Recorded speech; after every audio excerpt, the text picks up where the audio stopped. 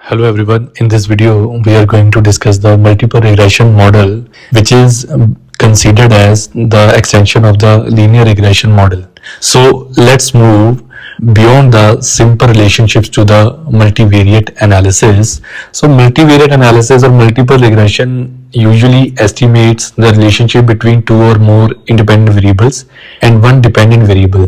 इसको ज़्यादा अच्छे तरीके से समझने के लिए हम एक एग्जांपल ले सकते हैं, the production of the field. Let's take an example. तो production of the field usually depends on the rainfall. तो यहाँ पे लीनियर रिग्रेशन मॉडल इस्तेमाल होगा जिसमें डिपेंडेंट वेरिएबल हमारा प्रोडक्शन हो जाएगा और जो रेनफॉल है, अमाउंट ऑफ रेनफॉल, वो हमारा इंडिपेंडेंट वेरिएबल हो जाएगा. और जरूरी नहीं है कि प्रोडक्शन को एक खेत की सिर्फ रेनफॉल ही इफेक्ट करे. रेनफॉल के अलावा the productivity of seeds, the fertilizers quantity, ये सारी चीजें भी बहुत ज्यादा इफेक्ट करती हैं.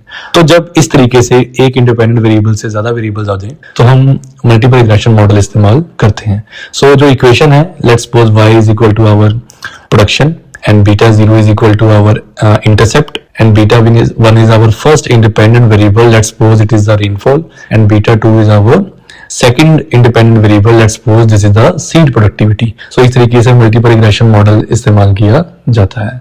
So the next is, before doing the practical problem and practical question, हमें कुछ assumptions के बारे में पता होनी चाहिए regression analysis की. तो there are 5 बेसिक assumptions जिनके बारे में हमें पता होना चाहिए. सबसे पहले है linearity, जो बताती है कि the linear relationship should be there between dependent variables and independent variables.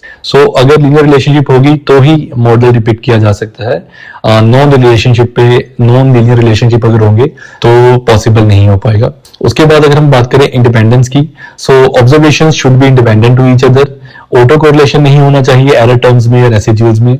फिर तीसरी assumption जो है वो है होमस की डेस्टिसिटी, जो ये बताती है जो एरर टर्म्स होती हैं, जो रेसिड्यूल्स होती हैं, उनका वेरिएंस जो होता है वो कांस्टेंट होता है at every level of the independent variables. The next and fourth assumption is normality, जो ये कहती है कि एरर्स और रेसिड्यूल्स जो हैं उन्हें नॉर्मल डिस्ट्रीब्यूशन फॉलो करना चाहिए.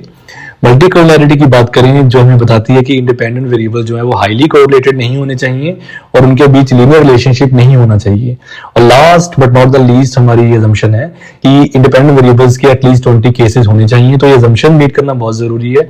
सॉफ्टवेयर के थ्रू हम इन्हें इन assumptions को चेक कर सकते हैं कि ये मीट हो रही है या नहीं हो रही. प्रैक्टिकल पॉइंट ऑफ व्यू से आपको याद रखना है कि these are the basic assumptions of multiple linear regression model.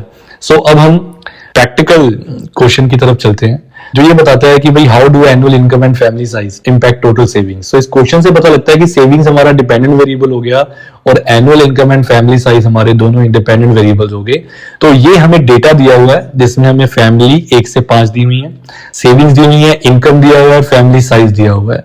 हमने इसे टेबुलर फॉर्म में लिख देना है. तो सबसे पहले सेविंग्स हमारा x1 हो जाएगा, इनकम हमारा x2 हो जाएगा और साइज हमारा फैमिली साइज जो है वो x3 हो जाएगा. हमने सबसे पहले x1 की स्केयर करनी है, जैसे यहाँ पे 10 की स्केयर 100, 5 की स्केयर 25 एंड सो ऑन. इसी तरह x2 की स्केयर की जाएगी, जैसे 16 की स्केयर 256, 13 की 169 एंड सो ऑन. इसी तरह फैमिली साइज यानी थर्ड वेरिएबल, उसका स्केयर किया जाएगा, 3 की स्केयर 9, 6 की 36 एंड सो ऑन. उसके बाद जो अगला स्टेप होगा वो होगा प्रोडक्ट ऑफ x1 x2. तो x1 एंड x2 यानी सेविंग्स और इनकम को मल्टीप्लाई किया जाएगा, जैसे यहाँ पे किया 10 into 16 that is 160, 5 into 13 that is 65 and so on. इसी तरह product of x1 and x3, जैसे कि सेविंग्स एंड साइज को मल्टीप्लाई करेंगे, 10 into 330, 5 into 630 and so on. इसी तरह product of x2 and x3 which means income multiply by size, तो 16 into 3 48, 13 into 6 78 and so on.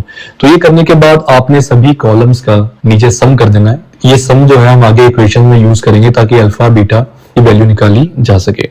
तो इसके बाद ये हमारी 3 इक्वेशंस हैं जो हम यूज करते हैं अल्फा एंड बीटा को कैलकुलेट करने के लिए. सबसे पहला है sigma x1 is equal to n alpha plus beta 1 sigma x2 plus beta 2 sigma x3. Next is sigma x1 x2 is equal to alpha sigma x2 plus beta 1 sigma x2 की square plus beta 2 sigma x2 x3. And next is sigma x1 x3 is equal to alpha sigma x3 plus beta 1 sigma x2 x3 plus beta 2 sigma x3 की square. ये equation आप note down कर लो kindly, क्योंकि यही equation जो है वो हमें हेल्प करती हैं अलजेब्रिक मेथड को यूज करके कि अलजेब्रिक मेथड में हमने एलिमिनेशन मेथड लगाना है। एलिमिनेशन मेथड लगा के हमने अल्फा बीटा 1 और बीटा 2 की वैल्यू कैलकुलेट करनी है। तो यहाँ पे वैल्यूज पुट करने के बाद ये हमारी इक्वेशन बनी है, जिनको हमने first equation, second equation and third equation मान लेना है। ये टेबल में से सारी वैल्यूज आ गई हैं, आपको कुछ करने की जरूरत नहीं है, बस आपने पहले टेबल पे ध्यान देना है। उसके बाद आपने फर्स्ट इक्वेशन में से सबसे पहले सेकंड माइनस करनी है by using the elimination method of algebraic mathematics। उसके बाद आपने फिर से elimination method इस्तेमाल करना है और फर्स्ट इक्वेशन में से थर्ड इक्वेशन माइनस करनी है। तो जब आप फर्स्ट में से सेकंड इक्वेशन माइनस करोगे तो इक्वेशन जो आएगी उसे फोर्थ मान लेना है। जब आप फर्स्ट में से थर्ड इक्वेशन माइनस करोगे तो जो इक्वेशन आपके पास आएगी उसको फिफ्थ इक्वेशन मान लोगे। तो फोर्थ एंड फिफ्थ इक्वेशन आने के बाद उनको आपस में जब डिडक्ट किया जाएगा तो हमारे पास अल्फा बीटा 1 बीटा 2 की वैल्यूज आ जाएगी। तो वैल्यूज आने के बाद हम वैल्यूज जो है वो हमारी इनिशियल जो मॉडल था उसमें वैल्यूज पुट कर देंगे। जैसे यहाँ पे अल्फा की वैल्यू 4.753 आई है तो हमने पुट कर दी है, और हमारा जो इंडिपेंडेंट वेरिएबल पहला था तो उसकी जो बीटा की वैल्यू आ गई वो 0.502 आई है। इसी तरीके से हमारा जो नेक्स्ट बीटा था उसकी वैल्यू 1.115 आ गई है। सो ये हमारा मॉडल जो बन गया है। अब अगर आपके पास मॉडल बन गया है तो उसके बाद जस्ट हमें वैल्यूज चाहिए होती हैं। जैसे कि हमारा एक इंडिपेंडेंट वेरिएबल था एनुअल इनकम, वो हमें 1600 दिया था, वो हमने पुट कर दिया।